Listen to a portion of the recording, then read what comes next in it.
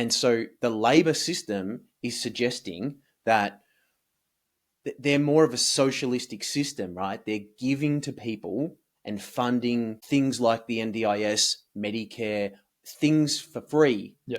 Pensions. Whereas liberals are more inclined to favor the business operator and help businesses. The more risk you take, the more opportunity you can create and improve society as a whole. So when your regulation is high, it prevents being productive. That's when it comes back to productivity. You can't be productive because there's a bunch of restrictions in the way.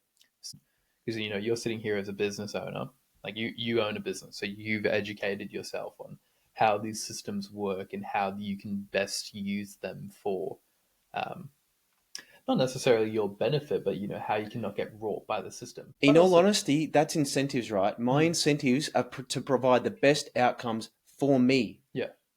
Why wouldn't I want to do that?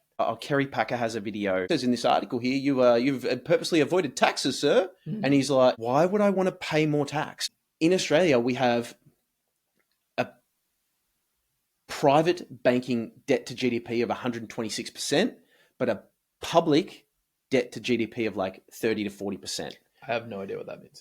Don't worry about it. The point is that Australia's debt is all aligned to houses. Right. 85% of the debt, all our wealth is tied up in houses. So guess what the government's going to try to do if they have money problems? Extract it from the people who have it in the houses. This is the tax the homeowner. Yes, and that's a movement towards socialism.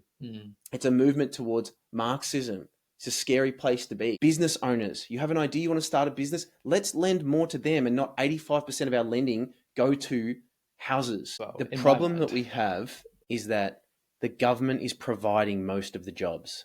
There's not allowing for innovation. Yeah.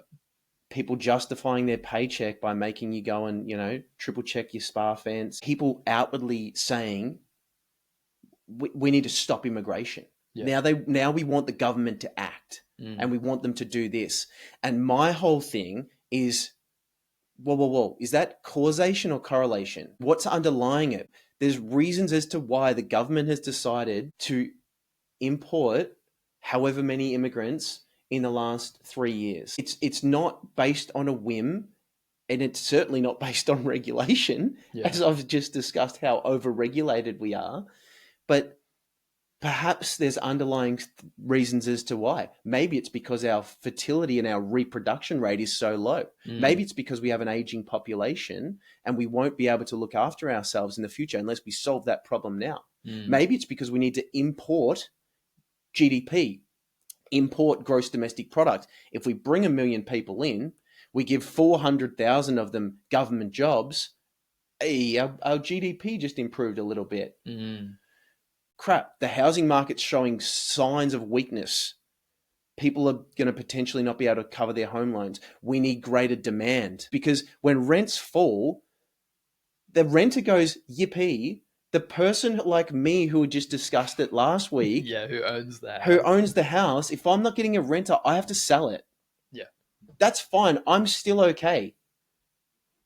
But if I have to sell it and 15 other blokes have to do the same thing, and no one can buy them, what happens to the housing market? And then to become insolvent as a country?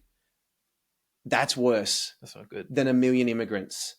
And that's just me completely going off the cuff, speculating on what the government may or may not be doing and as to why.